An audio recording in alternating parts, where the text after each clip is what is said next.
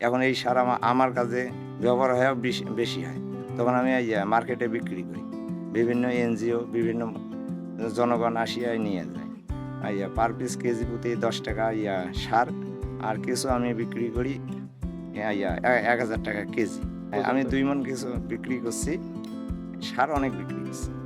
এর মাধ্যমে আমার সংসার সচ্ছল চলছে।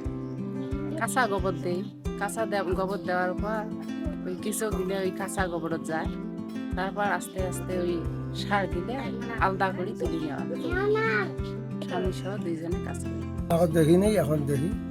এখন আমার গোবর কিছু তৈরি করি, এখন 1000 টাকা করে বিক্রি করা যাবে বা ফসল তো লাগা যাবে, ফসলের উৎপাদন বেশি হবে, এটা কৃষকের লাভ হবে।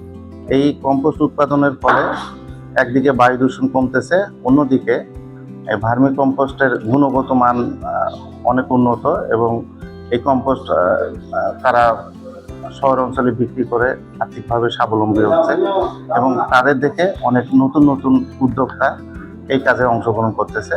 প্রাণী সম্পদ বিভাগ থেকে তাদের প্রয়োজনীয় দিক নির্দেশনা দেওয়া হচ্ছে।